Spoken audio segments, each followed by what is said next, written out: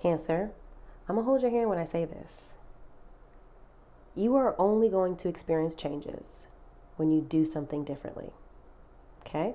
And my name is Lightworker Wint. I'm a strategic intuitive advisor, and I help people like you create the life they desire through psychic and intuitive guidance. If anything I say resonates with you in this video, you are free to go to my profile and browse my content, check me out, look me up. And if you'd like to work with me one-on-one, everything you need to know is in my bio on my page, okay? This summary you're about to hear is based on a full-length reading on my YT. It is uploading now. It will be uploaded by the end of the night, okay? Make sure you go to my channel to check it out. Now, here's what's really important. I'm not really trying to get on cancers because if you've been following me for a minute, then you guys know I have significant cancer placements.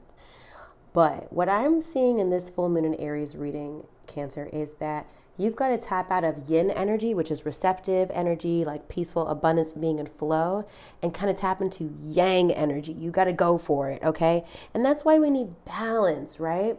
You're ruled by the moon, so you feel full moons and just any lunar transit heavily, especially full moons. But, you know, there's a time and a place for everything. And Cancer, you cannot live your entire life in yin energy, in passive energy, okay? At some point, you have to step out of that house. At some point, you have to go for it. You have to apply. You have to be tenacious.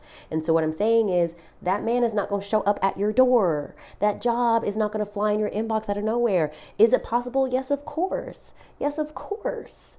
But faith without works is dead, okay? And if you don't know what that means, it basically means that God can't help you if you don't do nothing, if you don't try, okay? Maybe your man is not on that app.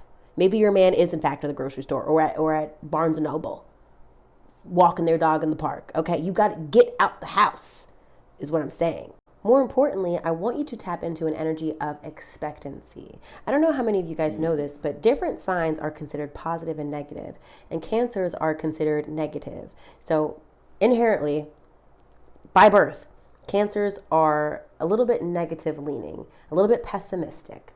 I'm not saying you guys are pessimistic people, but that's just kind of how you're wired, okay? So with that in mind, you've got to work with yourself of like, you might be saying, oh, go to the dog park. Oh, I got to put on clothes. I don't want to do that.